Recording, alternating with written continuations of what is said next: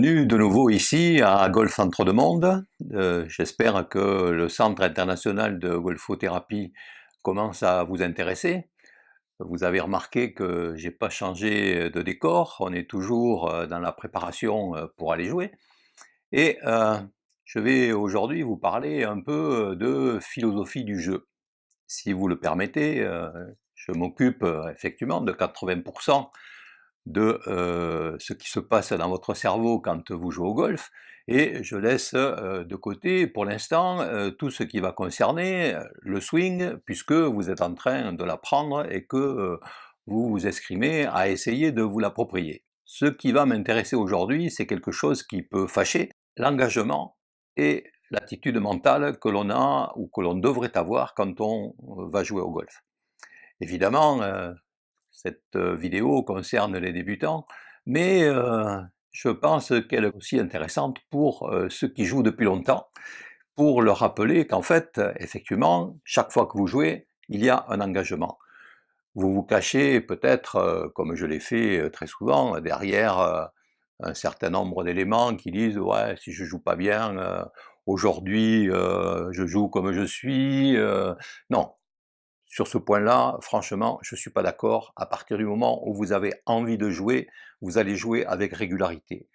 C'est aussi vrai pour les joueurs professionnels de haut niveau que pour nous, quand nous sommes des amateurs de petit niveau.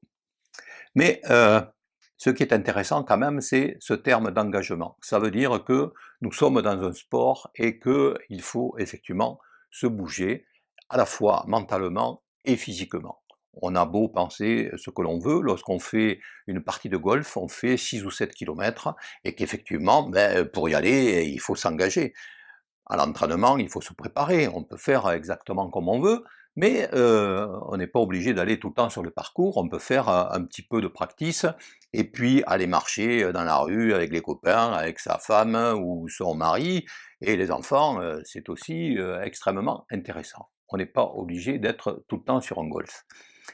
Ce qui permet effectivement, comme on l'a dit dans les cas, dans la vidéo précédente, que ça peut faire quelques économies de procéder ainsi. Par contre, quelque chose sur lequel je vais être un peu plus exigeant, parce que ça concerne effectivement l'attitude sportive, c'est l'attitude mentale.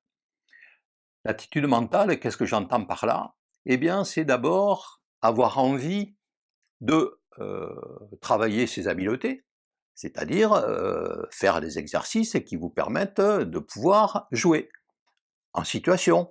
Vous entraîner pour pouvoir être apte à faire une approche, un putting régulier, un swing relativement délié, que vous améliorez au fur et à mesure du temps. Mais de toute façon, ces habiletés, vous devez les apprendre pratiquement instantanément à partir du moment où vous avez un club en main. Cette partie-là est intéressante. On a vu que dans les habiletés, il y avait aussi l'aspect de marcher, de vous préparer, de vous équiper. Ça fait partie de toutes ces choses qu'il faut connaître et s'approprier pour pouvoir avoir l'attitude qui convient une fois que vous êtes sur le terrain. Encore une fois, pas pour les autres. Ce dont je vous parle, c'est essentiellement de vous, comme je parle de moi. C'est-à-dire que, effectivement, quand j'ai décidé d'aller jouer demain, eh bien, je m'y prépare un poil la veille. Un autre aspect, c'est que il y a un apprentissage, et donc s'il y a un apprentissage, il y a des efforts. S'il y a des efforts, avec l'apprentissage, il y a un feedback à recevoir. C'est-à-dire que vous vous confrontez effectivement à une idée de la manière de jouer, soit que l'on vous l'indique, soit que vous la préparez, soit qu'elle vous est proposée par le modèle sur lequel vous travaillez, et ceci étant, ça vous renvoie une image. Le feedback est important. Pourquoi? Parce que, à un moment donné, le pro va vous proposer de vous, s'il est intéressé par ça, tous ne le sont pas, je vous proposerai de le demander à chaque fois. C'est-à-dire que le pro va vous prendre en vidéo, et qu'est-ce qui va se passer? C'est que vous allez pouvoir vous comparer. Comment je joue, où je me trouve, dans quelle position je suis, et vous allez faire la chose suivante: vous allez vous approprier votre image, vous allez la comparer avec celle que vous connaissez déjà, et vous allez vous auto-corriger. au travers de ça, vous allez être en mesure de faire des progrès, de reprogrammer, et votre cerveau, de ce point de vue-là, va vous aider. Cette attitude mentale, cette attention, cette manière d'être focus sur ce qui vous regarde, eh bien, c'est extrêmement intéressant. Et tout ça, vous l'avez préparé dans les vidéos que vous avez visionnées régulièrement, un petit quart d'heure de temps en temps, à partir du moment où vous savez jouer, et plus régulièrement au moment où vous commencez, c'est-à-dire globalement 5 minutes par jour.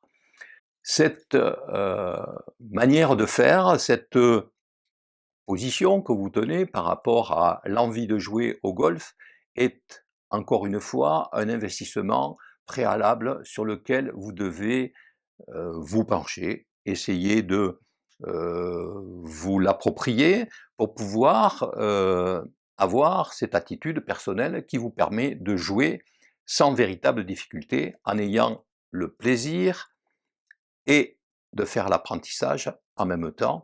Si vous savez mener ces deux éléments, l'apprentissage avec le plaisir, vous aurez au bout quelque chose que vous recherchez certainement, à la fois en jouant au golf, mais aussi dans la vie, un niveau de performance. La performance, rappelez-vous, je vous le dis simplement, c'est un triangle dont le sommet est effectivement la performance, et les bases sont faites par l'apprentissage et le plaisir.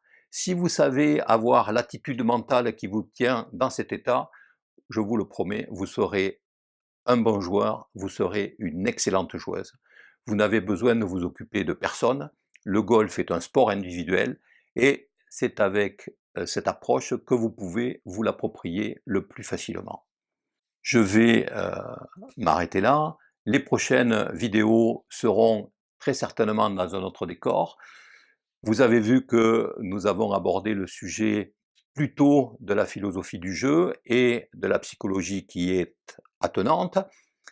C'est important, je regrette que les pros et que parfois les clients n'acceptent pas de discuter sous cette forme-là. J'ai commencé par là, peut-être qu'on y reviendra. On va passer maintenant à des exercices un peu plus orientés vers le jeu. C'était un passage que je souhaitais obliger, c'est une autre forme pour apprendre, et très souvent on dit que quand je parle et que je dis un certain nombre de choses, on dit que je suis monsieur autrement. Eh bien, c'est le cas encore une fois. Voilà, j'ai eu plaisir à vous raconter tout ça. Maintenant, on va passer au jeu. Dans les prochaines vidéos, ce sera le cas. Je vous remercie de m'avoir écouté. Pensez à vous abonner, c'est intéressant. Plusieurs d'entre vous ont commencé à fonctionner comme je l'espérais, et le dialogue devient particulièrement intéressant. Je vous remercie et je vous dis à une prochaine fois.